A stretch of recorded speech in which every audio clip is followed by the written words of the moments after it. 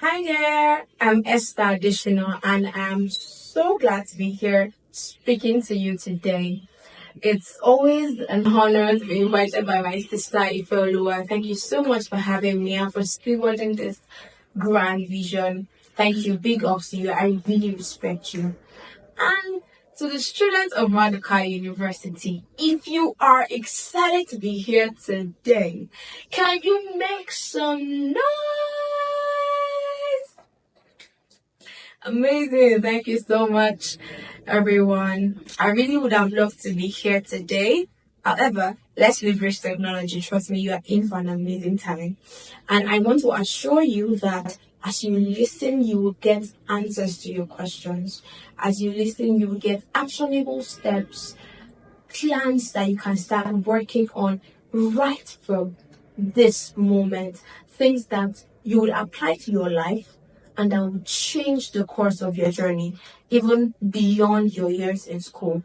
And so today I'll be talking on the topic creating sustainable systems for holistic student development.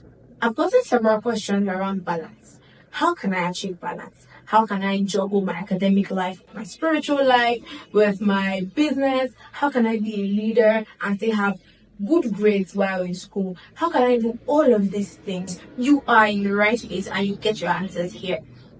The first thing I want to do, I believe that we are with our notepads and pens, right? So the first thing I want us to do is this. Bring out your notepad and pen and write this. At the end of my years in school, I want to be. Thank you, Brent. Just keep writing. We have few minutes to do this. Say some 2 minutes, 3 minutes. So I'll just the media team could help pause this video. You can pause this video for a while. So how was that exercise? It must have been mind stretcher, right? So I did this before I gained admission into the university. However, mine was not in written form. I was literally asked this question at an event that I attended shortly after I graduated from secondary school. I was in a gathering of teenagers and they were talking to us about life in school and they just asked that question. Esther, right, where do you see yourself in 5 years after you are done with school? What's the kind of life you want to have lived? And I just started talking. I said, okay, when I'm in school, I want to speak in several places. I remember saying I want to speak in several places. I want to be part of um events or things that would have improved the lives of other students in my school. I want to have won awards for public speaking because then I was a public speaking guru. I was always going for debate competitions and all. And you see, I had these things while I was in school, and that's to speak of the power of a big picture.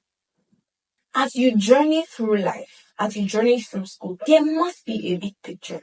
There must be something that you are looking forward to. When you do not have an expectation, it's hard to plan towards it.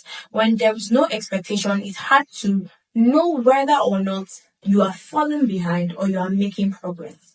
So have a big picture. And from what you have written, when you get back home, when you get to think about this event in the balance, you should review those questions, your responses rather, from time to time. In 3 months, go over the responses again and say, okay, how have I been taking steps towards this big goal? At the end of the year, do it again. At the end of the next year, do it again. When you move from 100 level to 200 level, 300 level, 400 level, 500 level, 600 level, keep reviewing it. And you would see that your responses will become more nuanced. It will come with a wider perspective. It will come with more answers. In fact, you might have achieved some of the things that you write today, and you will see yourself reaching for the stars, reaching beyond the stars. So have a clear picture, a clear and big picture of what you want to do with life in school and beyond. Right? Then, in addition to this, you need to know that I feel like many times people misunderstand the concept of balance. When we view balance, we think balance is 50-50. We think, I want to live a balanced life. It means that the same energy I'm pumping into my books have to give the same energy to the extracurricular activities. I have to give the same energy to my friends, to my families. I have to live a balanced life. But you see, balance could come in several shapes and sizes.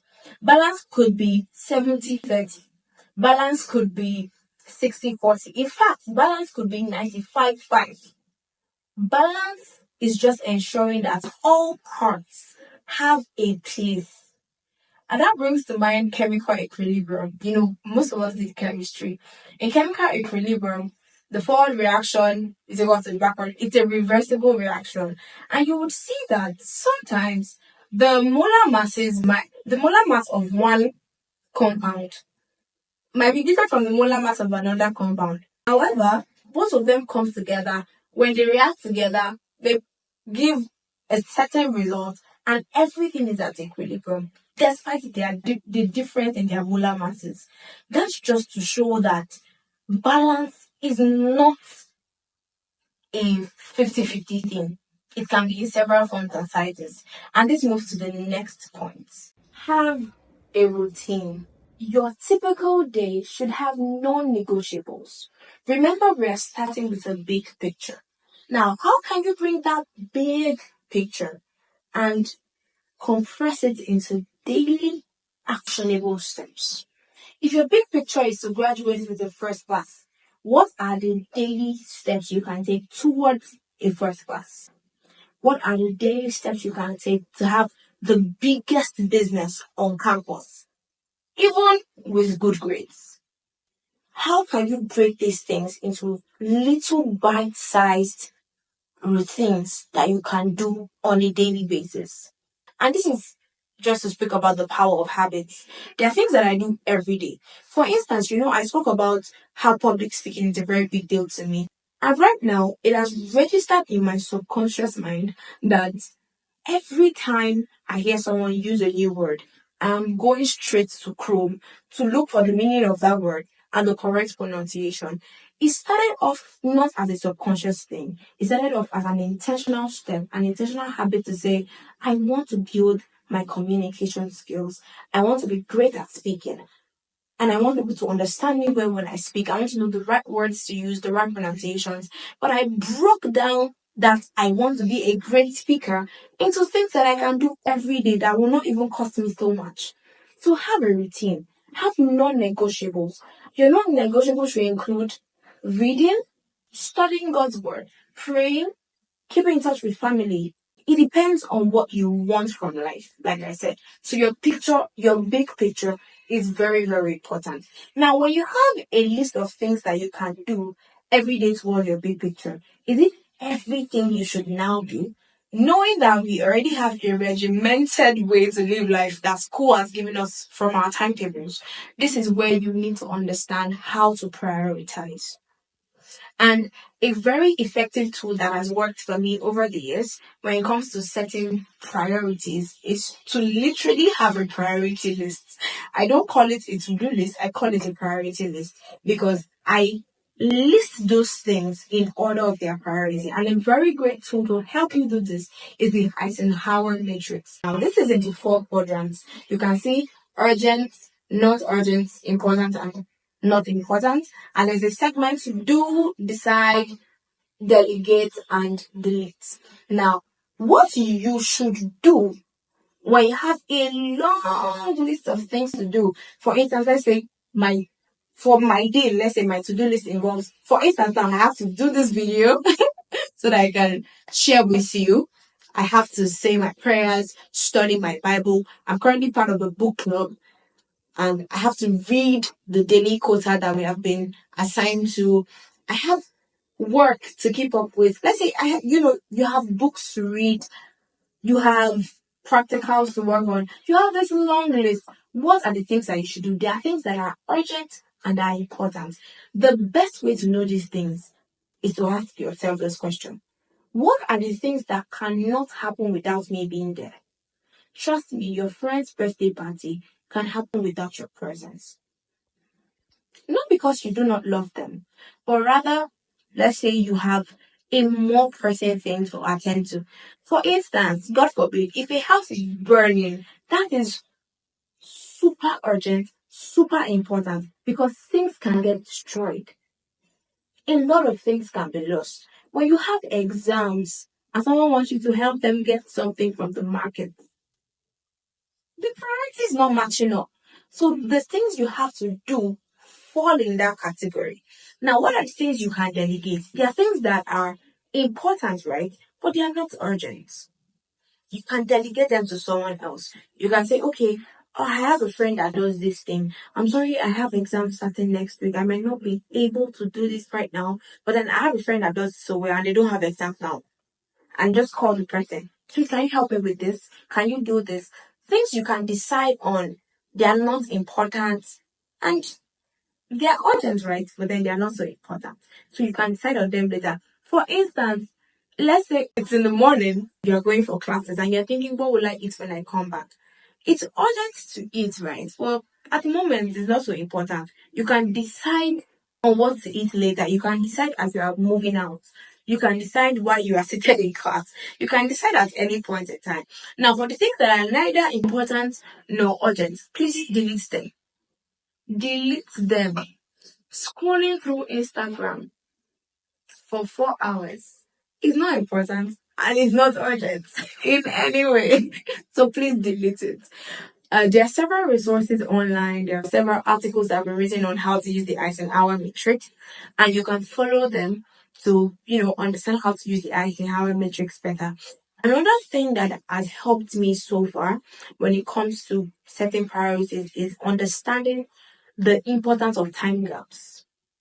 Have there been times where you go to class and let's say the lecturer does not arrive at the scheduled time, or due to unforeseen circumstances, the lecturer could not come to class? Have there been situations like that where, let's say, you just got stuck in the middle of something and you were supposed to be part of a class and you're unable to be part of that class? Let's say it's a virtual class and your network is bad, for instance. How can you maximize that time that looks like a gap where nothing is happening? Pick up one of the things on your priority list and do them. I did this a lot, especially because I was involved in several activities while I was in school. So I knew that the time I have to make the most of it. So you will see me in class, let's say a lecturer is not there. I attended a public university, so there were times where our lecturers have to be in several classes at the same time and they are not omniscient or omnipotent to be everywhere at the same time. So I'll pick up my phone, go to YouTube, and start watching videos about the course outline. Of course, I've spoken with my friends for a while. When I see that, oh, we have gisted all the gist that we want to gist, and there's nothing to gist about anymore, I just go to my phone, start studying, or I start doing past questions. And this is where you really have to learn to leverage technology. Our phones are a blessing to us, and it can be the greatest distraction. You choose what your phone should be to you. Maximize the time gaps, leverage technology. And I also touch on the use of Google Calendar as well. You have a routine. There's a way you can slot in all these things on your Google Calendar. Let's say you have the time to wake up. You can say, I want to wake up 5 a.m. every day, pray for 1 hour, study for 30 minutes, reflect upon the previous day, or plan for the current day for the next 30 minutes. That means I must have a 2 hour head start every day. You can decide that for yourself. And you keep on saying, oh, okay, what are the things I want to do today? I want to go to my supervisor's office. I want to go for study group meetings. Have all those things segmented and include it in your calendar so that when you are given an offer, you know where to check. Whoever fails to plan is planning to fail, right? So if you do not have a plan for your time, trust me, people will plan it for you and people will make good use of it, whereas you'll be at the receiving end. Let me go over that again. Have a routine and set priorities while at it. Are we good? All right. So we've spoken about how you need a big picture, you need a big vision that is boosting your morale. And you need to set priorities rather, and have a routine. Now, for holistic student development, it means that you are not just focused on your academics. There are several other things that you are doing because the academic part of our life is just a segment. Imagine your life as a straight long line. The academic life is just like one point to another point of 6 years. Just pick out 6 years out of how many years do you want to live? That's a little fragment. So that little fragment has to be maximized well. We cannot just live life to chance and say, oh, I'm here for school and that's it. Because the experiences you build in school can be a foundation for the career that you eventually get to work in, for the things that you eventually get to do in life. And that brings to mind the kind of skills that are required. What kind of skills do you need as a student that is interested in holistic development? You can just go online and search for top 21st century skills every student and young professional should have. I'll share 5 with us right now. The first that I will mention is communication. Everyone must be an effective communicator. Second, leadership. Third, critical thinking skills. The fourth one is emotional intelligence. The fifth one, I would say, is cultural competence. And there's one more that I want to add that I'll mention later. Now, communication skills. Everyone must know how to communicate well, either in speaking or in writing. Why? There is absolutely nothing you want to do that will not require communication. So we must be masters of this. And I shared an example earlier on of how I have intentionally learned how to communicate well. That is with regards to speaking. For writing, read good books because the quality of your writing depends on the quality of books that you have read and information that you have interacted with. Also, who are those that you are following online? How do they speak? How do they write? These things are very important. Leadership roles and all these other skills, you can learn them not just by reading. I say doing is the deepest form of learning. Doing is the deepest form of learning. And to have an avenue to do these things, to practice these skills, you need to volunteer. Now, we've heard a lot about volunteering. I'm sure that volunteering right now must be tired of us using that word. However, I want to bring a new perspective. Volunteering is not just about getting shirts and taking pictures so that you can post on Instagram. Volunteering involves carefully positioning yourself as a problem solver. And that is the final skill that I did not mention earlier on. I said that there was one more. Problem solving. We should all be problem solvers. What are the problems that you have noticed in your school, in your community? How can you be a part of the solution? How can you solve that problem? How can you contribute your skills to this particular organization or this particular event to solve a particular problem? That is where volunteering comes in. And when you approach volunteering, approach it from a perspective of someone that wants to take a responsibility. I always advise people when you want to volunteer, shoot for the leadership roles because that is where you can really own the responsibility.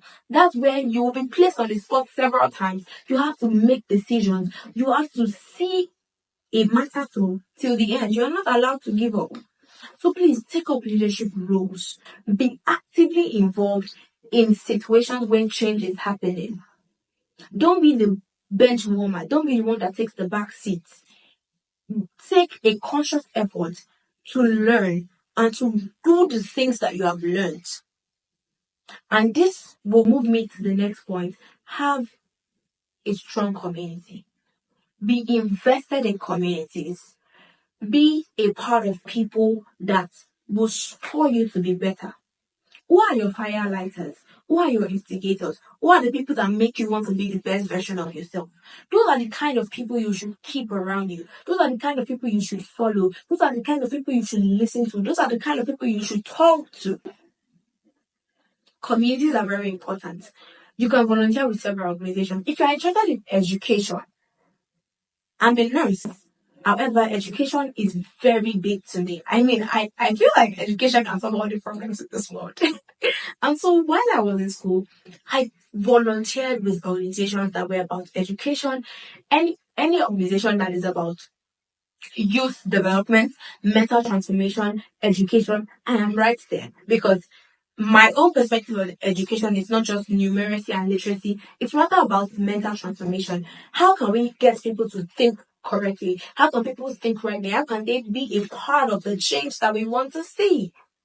So plug yourself into these communities. Go online. Organizations about finance, organizations about health equity. Look for roles, look for ways to volunteer with them. Now, remember I said volunteering should be about taking responsibility. Think about your immediate environment. How can you solve one problem? Who are the people that are also involved, that are also interested in solving that problem? How can you come together to do something that will create a change? How can you come together to be a part of a better Maduka University? How can we pool our resources together to solve this thing that we are always complaining about? We should be heralds of the change that we want to see. We should have experienced it before we preach it to other people. Hmm? So volunteer rights, gain those skills. Very important. And plug yourself into communities. Now, there's a tendency to want to be carried away. Like, oh, this is what I'm passionate about. This is what I want to do in my life. And you just, get all this adrenaline and you forget about your academics. No, no, no, no, no. Please do not allow that. And that is why priority is important, like I said. When you set priorities accurately, times where you can say, okay, I can collect lecture materials from this person. How if I skip this one class? Let me calculate my cost well. Be like Sabinos. Calculate your cost well and say, oh, okay, let's go ahead. Let's work on this project. When you know that, oh, tides are turning, I have exams soon. I cannot afford this.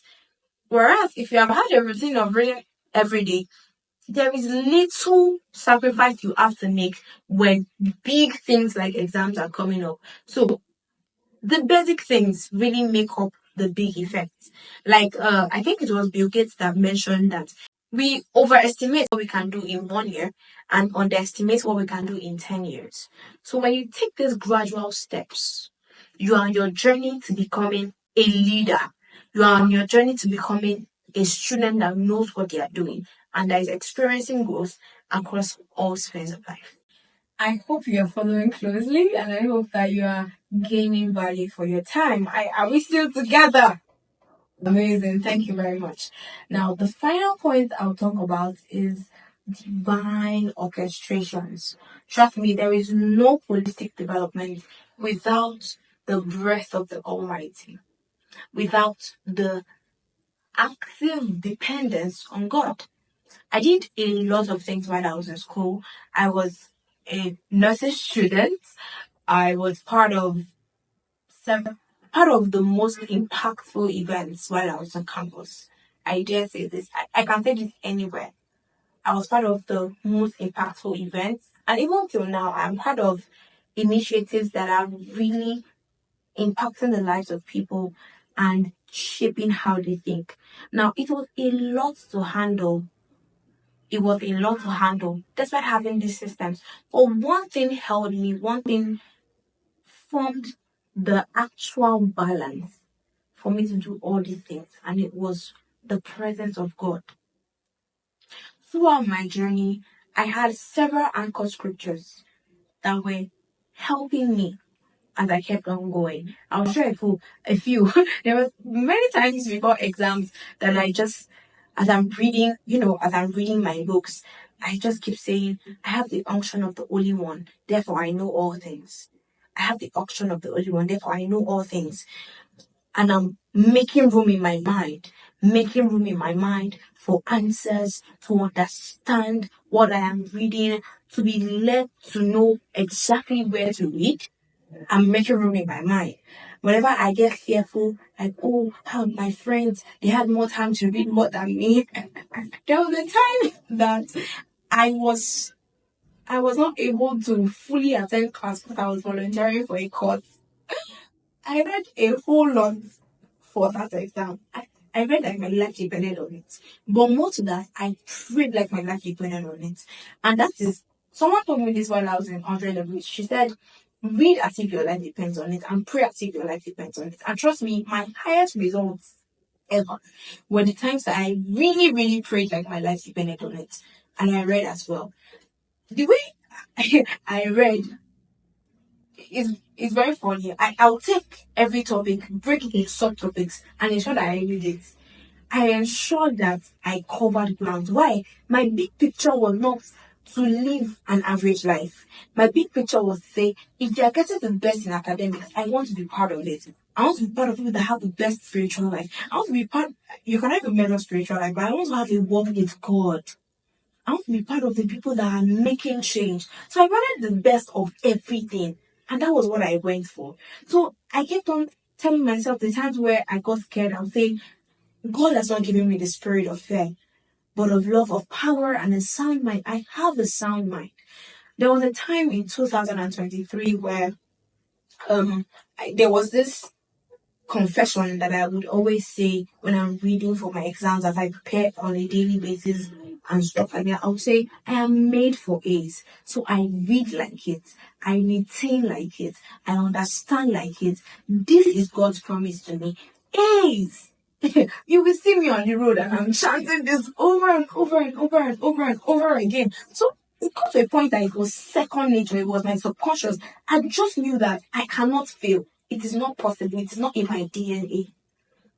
And if you are struggling with self worth, if you're struggling with understanding God's love for you and God's plans for you, you can just read this book, You Are God's Best by T.L. Osborne. And I have created a list of resources that you can interact with, and the convener will share with you right after this. You can just download all these resources. They are compiled in a drive. They will help you live a holistic life, a life that is seamless, nothing missing, nothing broken, nothing lost. Everything is working according to how God has destined it for you. See, you are made for much more. You are not meant to be average. You are not meant to be mediocre. You are not meant to be little. So let us rise and be all that God wants us to be. And be the students that will be at the forefront in business, in leadership, in academics, in a walk with God, and with sound minds. Are you ready to live a balanced life? If you're ready, can you say with me, I will not settle for less. I will be all that God wants me to be. And I will commit myself to the process. Thank you very much for having me. Go and do exploits.